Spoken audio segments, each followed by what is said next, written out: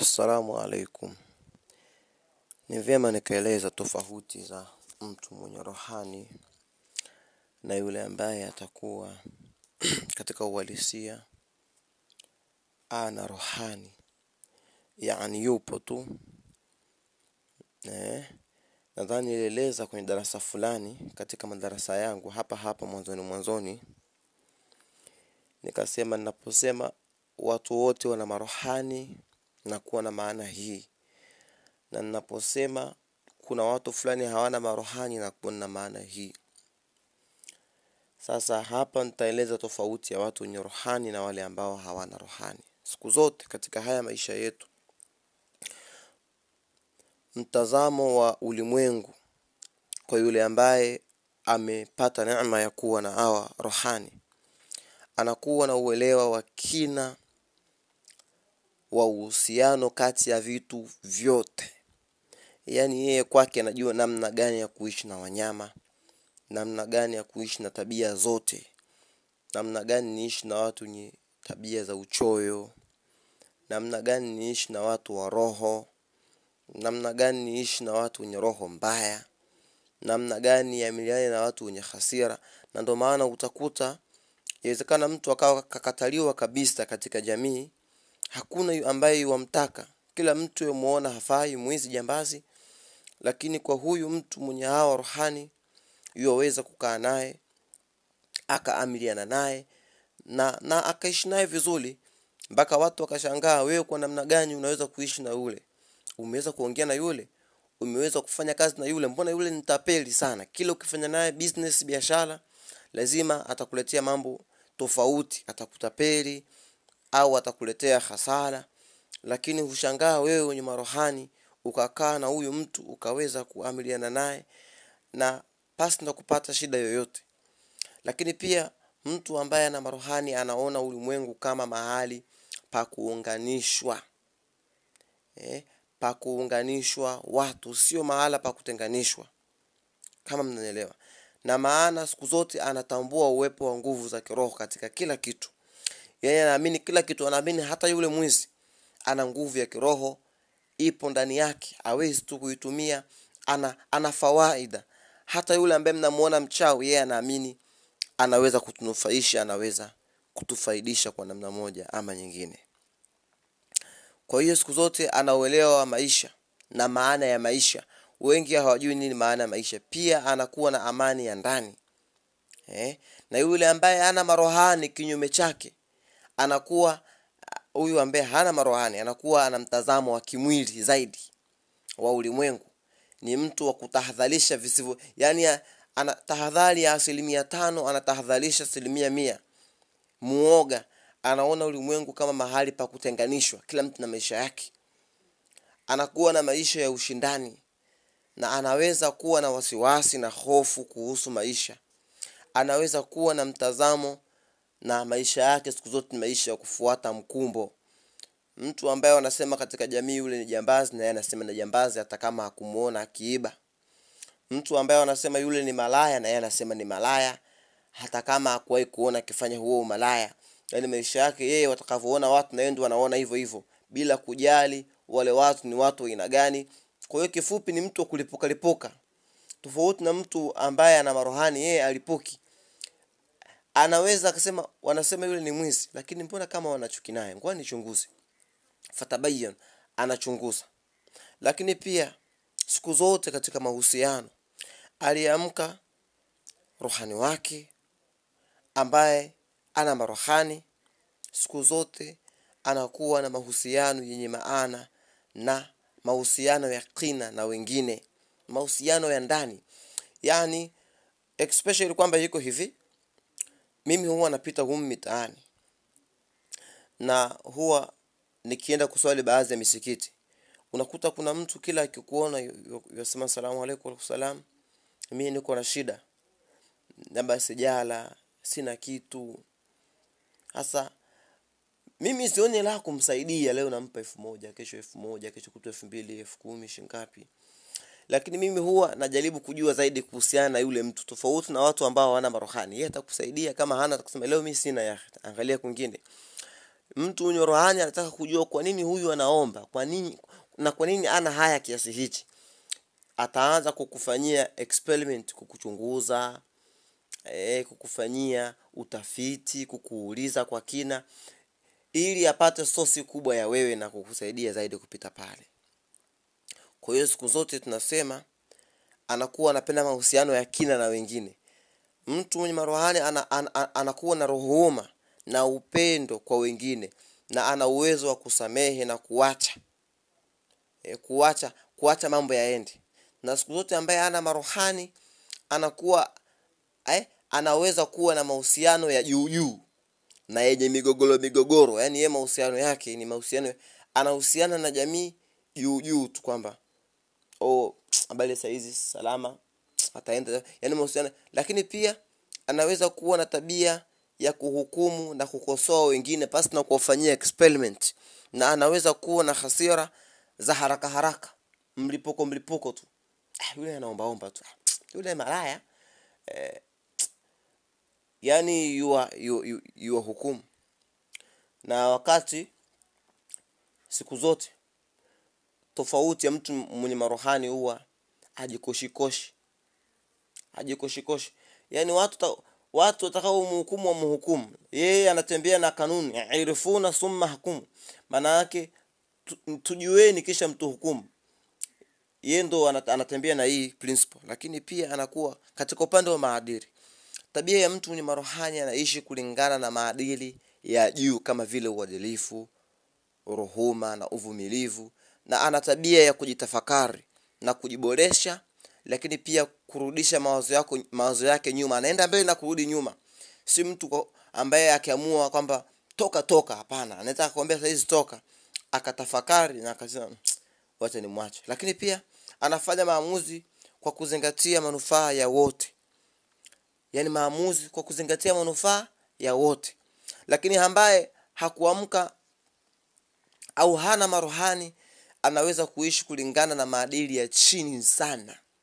Yaani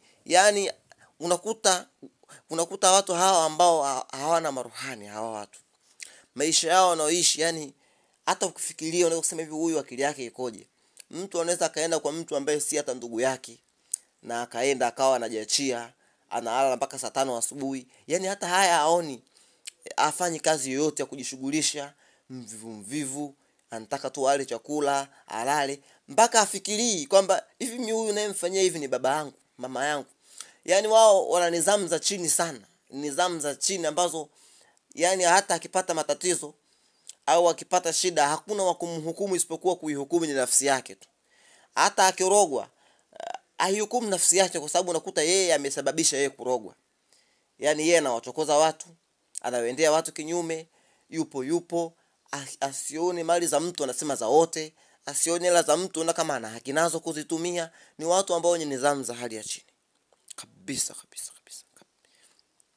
Na maadili ya chini au ya ubinafsi, na siku zote hawa na ubinafsi fulani. Lakini pia wanaweza kuwa na tabia ya kukwepa uwajibikaji, majukumu. Yani yeye ule chakula chake hivi from nowhere, it is very impossible. Lakini pia anaweza kufanya maamuzi kwa kuzingatia manufaa yake binafsi tu. Yeye hajali kuhusu watu, anajiangalia yeye. Na hawa ndio ambao hutelekeza mimba na hufanya issue nyingine ambazo hazifai. Lakini pia uzoefu wa maisha, ambaye ana marohani anaona changamoto za maisha kama fursa za uwajibikaji na kujifunza. Ana uwezo wa kupata amani na furaha hata kama nyakati ngumu ziko mbele yake. Anaishi maisha yenye manufaa na yenye maana na kusudi. Na siku zote nikisema maisha ya kusudi, huwa anapenda kuishi maisha yake, apende kuishi maisha ya mtu. Ndio maana mara nyingi hao ukuta hawadumu katika ajira na kazi, kwa sababu ukikaa katika ajira na kazi inabidi uishi kwa maono ya bosi. Yani bosi vile anavyoona wewe uende. Kwa hiyo pia unaweza kaishi kwenye malengo yake. Kama malengo yake yeye afike mahala akusanye kwenye account ya benki milioni 1, kasi yake itakuwa ni kasi ya milioni 1. Atakwenda kwenye kasi ya 10,000, 20, 100,000 atalizika, kwa sababu safari yake si ndefu. Lakini unakuta wewe safari yako uweze kuweka kwenye account ifika mahala uweke 1 billion au 1 trillion. Alafu uko kwenye kwenye kasi ya bilioni 1. Kwa hiyo unaona kama unaishi kwenye malengo ya mtu. Ndio maana mara nyingi hupenda kujivalagua na watu husema wow, adumu kwenye kazi, hupenda kuona maono yake. Lakini kutokana na kwamba wengi wao hawajaamka kirohani, wanajitafuta, hukuta sasa na wao wakijiraumu saa nyingine kuona kwamba hawana msimamo.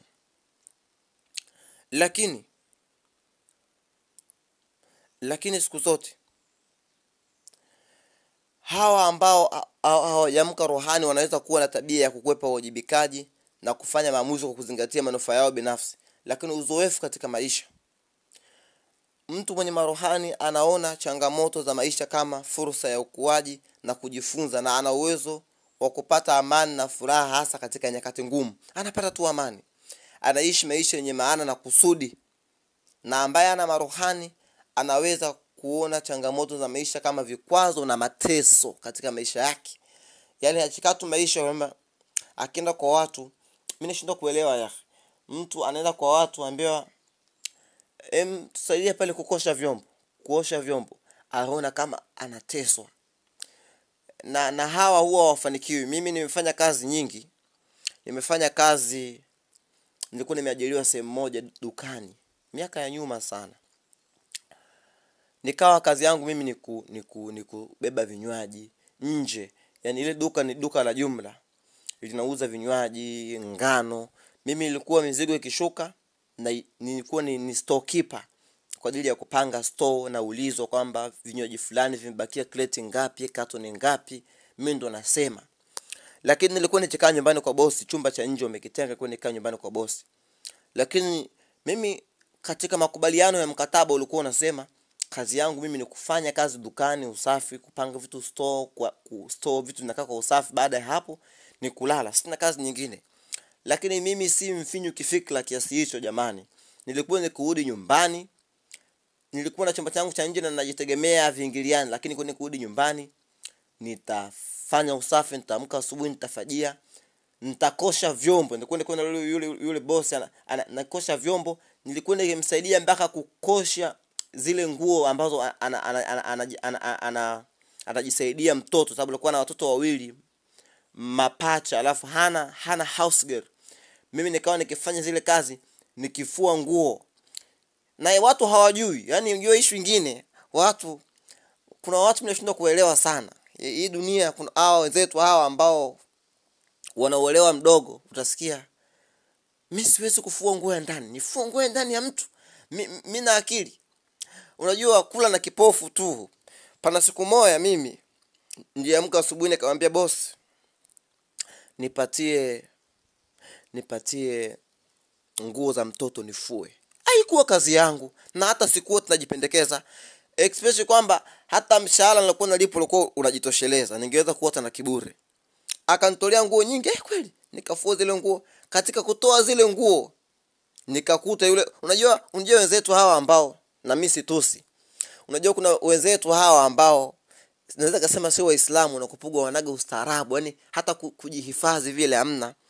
Wao juu kuweka nguo ya ndani, je kutoka katika sitting room na nguo ya ndani wao kawaida sana. Ile familia ilikuwa ni familia ya kizungu. Katika kutoa zile nguo zake za mtoto, akawa sikujua kama kasahau au la, akawa kaacha na nguo zake za ndani 3. Mimi nikazifua zote, nikafua na nikaanika. Baadaye kuja kuona yani unajua ile itu kukusogeza kwamba kwa sababu mimi na uono wa maisha, mimi natafuta maisha, mimi sijapewa kuangalia nguo ya ndani ama nini. Niko na mambo yangu. Sasa watu nidhamu hawajui. Ile mimi nilikuwa naosha vyombo na wapikia, mpaka wanasema unapika chakula vizuri sana mashallah. Baadaye wakasema haiwezekani, wewe kile kitengo achukufai tulichokuweka kile cha storekeeper, tunataka uwe unakaa dukani. Wewe ndio uwe unakaa dukani. Mimi nikawa nakaa dukani naona mauzo milioni 20, milioni 30. Wakati nilikuwa hata kuona, yani kwanza akitoka hata kwenda chooni nilikuwa mwanzoni nafika ule mlango wa duka anautia rock kufuri. Lakini kutokana na kuona huyu mtu anajua maisha ya binadamu, mimi nikawa mpaka naachiwa, wao wanasafiri wanakwenda Arusha huko, wananiacha mimi ndo pale dukani nafunga mahesabu, nafanya kila kitu. Ni vile kuishi na watu. Lakini hayo yote Leo waweza fahamu kama mimi nilikuwa nilifua chupi? Waweza jua? Mbona niko na maisha yangu? Niko na ajiri. Nimeajiri. Na wala si mtu wa majigambo, lakini mimi nashindwa kuelewa. Mimi naishi na watu, nakuta hana mbele wala nyuma. Kwanza yeye haelewi chochote kuhusiana na mambo ya ulimwengu.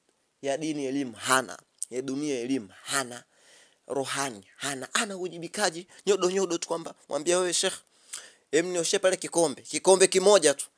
Anaona kama alafu mtu huyo ataka toboe. Sasa wewe unakuwa magari mawili na mimi nitamani nipate gari hata AST. Wallahi Sheikh, upate Sheikh. Hata kama riziki anatoa Mungu, kwa tabia hizo upate. Sasa tuendelee. Ambaye hajaamka katika marohani au ana marohani anaweza kuona changamoto za maisha kama vile vikwazo na mateso. Ndio yale ya kufua chupi. Mimi hata kama na shida. Anaweza kuwa na wasiwasi na hofu kuhusu maisha ya baadaye kwa sababu hana future za utangulizi. Lakini pia anaweza kuishi maisha bila maana yoyote na mwelekeo. Anaishi tu bendera fata upepo. Ukimwambia una malengo gani, hajui. Tuseme tu kwamba kwa ufupi, mtu mwenye marohani ana uono mpana na wakina wa maisha. Wakati mtu ambaye hana rohani na hajaamka kiroho ana uono mdogo, na mara nyingi yeye anaamua katika mlipuko na anaamua katika hisia za kimwili. Kwani mimi chupi yako nikiifua ina asili nini marohani wangu? Mikono eti mwili wangu utaathirika, mwili utazikwa tu Sheikh. Utazikwa tu Sheikh. Tuishi na watu vizuri. Tujitafakari, lakini pia kwa faida yangu, kwa faida ya kwangu. Imefika wakati mimi naacha kazi kwa sababu nimeacha kazi kwa sababu pesa nilikuwa naitaka nishaipata ya kutosha ya kwenda kuanza maisha na mambo yangu mengine. Nikaacha kazi, sikufukuzwa. Naacha kazi wananing'ang'aniza mpaka nikafanya kutoroka tu, usiache, wanalia. Sikuwauzi, nimeishi nao vizuri, wao wamenilizia, Mungu kanilizia, hata mwenyewe nimejilizia. Ndivyo maisha ambavyo yanatakiwa tuishi. Hii ni part 1.